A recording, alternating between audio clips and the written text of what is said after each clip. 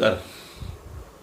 आपण आज नाशिक शहर तसंच संपूर्ण महाराष्ट्रामध्ये जो विषय गाजतोय भुदू बाबा अशोक खरात यांच्याविषयी थोडी माहिती जाणून घेणार आहोत. अशोक खरात हा खरा तर सिन्नर तालुक्याजवळ मिरगाव जवळील कळवाडी या ठिकाणचा राहणारा आणि या ठिकाणी त्यांनी 7वी पर्यंत शिक्षण घेतलं. लहानचा मोठा झाला आणि तो 10वीला नापास झाला. 10वीचं शिक्षण त्यांनी वावी येथे घेतल्याचं समजतंय आणि कोंबडी चोर म्हणून त्याला त्याच्या गावातील जे नागरिक मित्रमंडळी ओळखत आहेत. पहिल्यापासूनच तो अपराधी गुन्हेगारी वृत्तीचा असल्याचं बोलण्यात येत आहे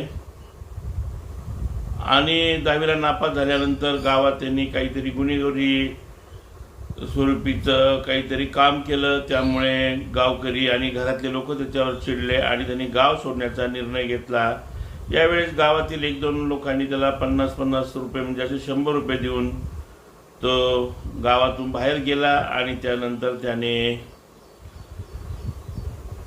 खलाशी म्हणून समुद्रावर काम केलं आणि अनेक वर्ष तो खलाशी म्हणून काम करत राहिला. त्यानंतर कधीमध्ये तो गावावर यायचा आणि गावावर आल्यावर त्याची ओळख जी आहे त्याने कॅप्टन म्हणून सांगितली. कालांतराने त्याचं लग्न झालं आणि लग्नानंतर नाशिकमध्ये तो स्थायिक झाला. स्थायिक झाल्यानंतर अंकशास्त्रावर त्यांनी काही अभ्यास केला आणि तो मग यातून नंतर पुढे भविष्य सांगू लागला आणि हे भविष्य काही जणांचं खरं ठरू लागलं आणि त्याचे जे भक्तगण जे आहेत या बाबाचे हे सेलिब्रिटी हॉलिवूडमधील राजकीय मोठ्या मोठ्या व्यवसायातील हे भक्तगण त्याच्याकडे येऊ लागले आणि त्याच्यावर श्रद्धा ठेवू लागले आणि या श्रद्धेचाच फायदा त्याने घेतला आणि हळूहळू कुणाला मुलं होत नव्हती, त्यांना मुले होतील यासाठी महिला वर्ग देखील त्याच्याकडे येऊ लागला आणि त्यानंतर हा अशोक खरात याचं जसं काम वाढत गेलं तसं त्यांनी हळूहळू कॉलेज रोड या ठिकाणी एंजल्स प्रॉपर्टी म्हणजे जमीन खरेदी विक्रीचा व्यवसाय चालू केला आणि त्यातच तो राजकीय तसेच विविध क्षेत्रातील लोकांचं भविष्य अंकशास्त्रावर सांगू लागला.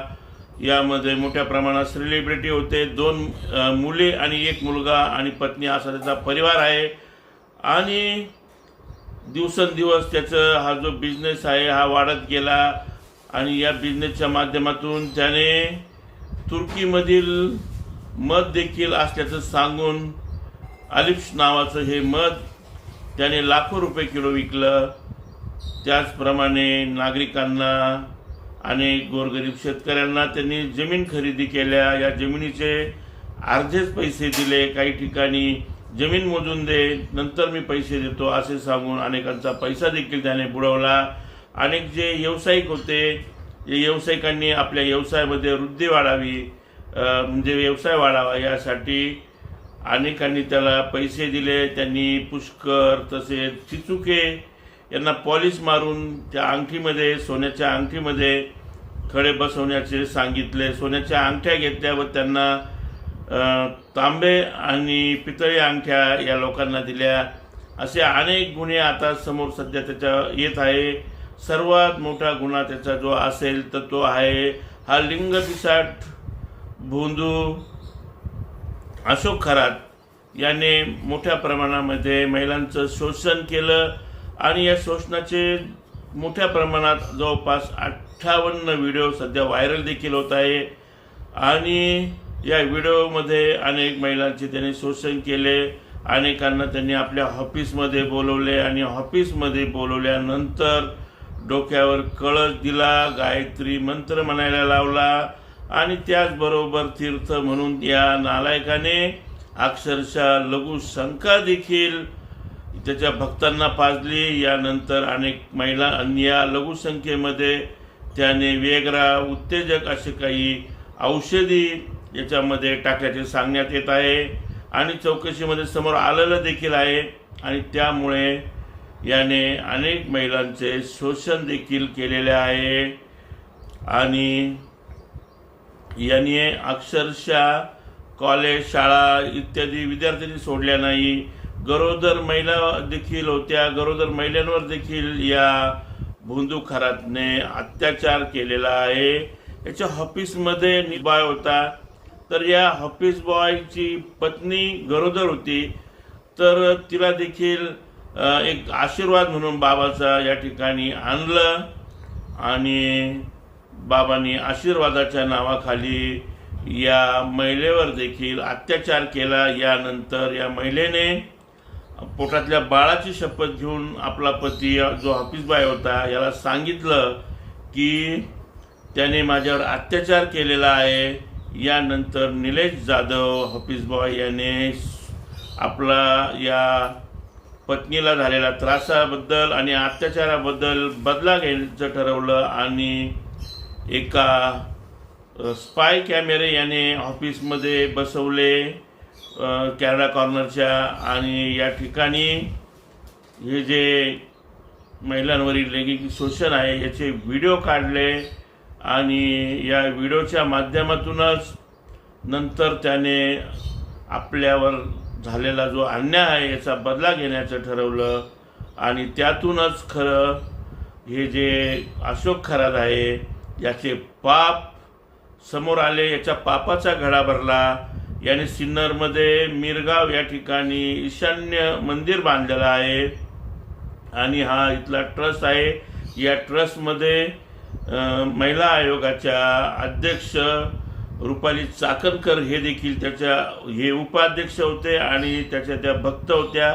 त्यांचे देखील अनेक फोटो त्यांचे अशोक खरातचे पाय धुताना आणि छत्री धरताना समोर आलेले आहे आणि अशोक खरातचा हा पापाचा घडा भरला आणि हा जो ऑफिस बॉय होता याने शेवटी ह्याच्यातल्या व्हिडिओमधले जे काही जी महिला होती तिच्या नातेवाईकांकडून खंडणी मागण्याच्या उद्देशाने हे व्हिडिओ नातेवाईकांना पाठवले आणि त्यातून त्या महिलेने कोपरगाव शिर्डी येथील महिलेने पोलिसांमध्ये तक्रार दिली। निलेश जाधवला ताब्यात घेतलं, त्याच्याकडे पेन ड्राईव्ह मिळाला आणि या पेन ड्राईव्हमध्ये या अशोक खरातचा पापाचा घडा जो भरलेला होता महिलावरील लैंगिक शोषण करण्याचा जे व्हिडिओ होते हे समोर आले जगासमोर आणि त्याच्यावर आता सध्या कारवाई चालू आहे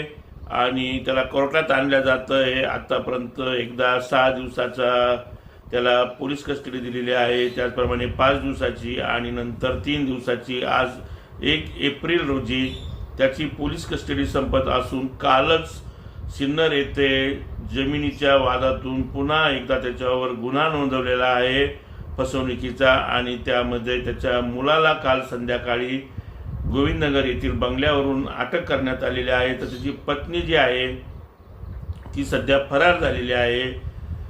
तर एकूणच माणसाने श्रद्धा ठेवावी, परंतु इतकी श्रद्धा ठेवू नये की आपल्या कुटुंबाला आपल्या फॅमिलीला त्रास होईल।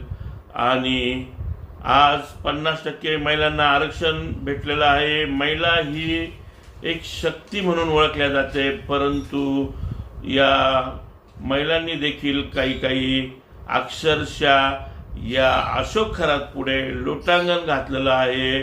अनेक जे समोर व्हिडिओ आलेले आहे यामध्ये हा अशोक खरात कोणतीही बळजबरी न करता या महिलांचं शोषण करताना दिसून आलेला आहे। अशा या अशोक खरात सारख्या माणसाला जगण्याचा खरोखर अधिकारच नाहीये आणि जवळपास 1500 कोटी रुपयाची संपत्ती याने जमा केलेली आहे. अनेक नागरिकांना याने लुबाडलेला आहे. मुलीची लग्नपत्रिका समोर आलेली आहे. या लग्नपत्रिकेमध्ये मोठ्या प्रमाणात आमदार, खासदार, सध्याचे सत्ताधारी मंत्री देखील यामध्ये लग्नपत्रिकेत नाव देखील टाकलेलं आहे. आणि या लग्नांना कोण कोण हजर होतं याविषयी चौकशी देखील चालू आहे. अनेक नागरिकांना सध्या तरी जी जनता आहे या जनतेला वाटतंय की हे प्रकरण पुढे जाऊन शांत होईल आणि हा बाबा पुन्हा एकदा बाहेर येईल असं सध्या तरी दिसतंय. आणि लवकरच त्याला सेंट्रल जेलमध्ये जावं लागणार आहे. अनेक गुन्हे समोर येत आहे आणि या गुन्ह्यांची जी व्याप्ती आहे ही वाढत आहे. अशोक खरातचे जे पाय आहे हे खोलामध्ये चाललेले आहे आणि जोपर्यंत अशा नरधामांना फास्ट कोर्टामध्ये फाशीची शिक्षा होत नाही किंवा ज्या इतर राज्यामध्ये हुकुमशाही पद्धतीप्रमाणे जर का गुन्हा स्पष्ट झाला तर चौकात फाशी दिली जाते, तर भारतामध्ये देखील चौकात आणून जोपर्यंत अशा गुन्हेगारांना फाशी दिली जात नाही तोपर्यंत असे अनेक भोदू बाबा गावागावामध्ये, तालुक्यामध्ये, गल्लीमध्ये मिळणार आहे आणि नागरिकांचं शोषण करणार आहे, महिलांचे शोषण करणार आहे. अजूनही लोकांचा, नागरिकांचा जादू टोण्यावरचा विश्वास कमी झालेला नाही. आपला भारत देश धार्मिक आहे, कोट्यावधी देव आपल्या भारतामध्ये आहे, परंतु आपण श्रद्धा ठेवावी, अंधश्रद्धा ठेवू नये. आणि हे जे प्रकरण समोर आलेलं आहे हे महाराष्ट्रच नव्हे तर संपूर्ण भारत आणि भारताबरोबर साऱ्या संपूर्ण जगामध्ये हे प्रकरण सध्या गाजत आहे. अशोक खरात याच्यावर कडक कारवाई करण्यात यावी असं सध्या नागरिक व महिलांचं सर्वांचंच मत आहे. आपण बघूया सरकार काय करतं, किती लवकर या केसचा निकाल येतो आणि अशोक खरातला पोक्सो कलमाअंतर्गत त्याच्यावर कारवाई होती की त्याला फाशीची शिक्षा होती की त्याला जन्मठेप दिल्या होती याकडे सर्वांचंच लक्ष लागलेलं आहे. अनेक यामध्ये कोण सेलिब्रिटी, कोण पुढारी, राजकीय मंडळी यामध्ये सहभागी आहेत, यांची नावं देखील पुढे येत आहेत.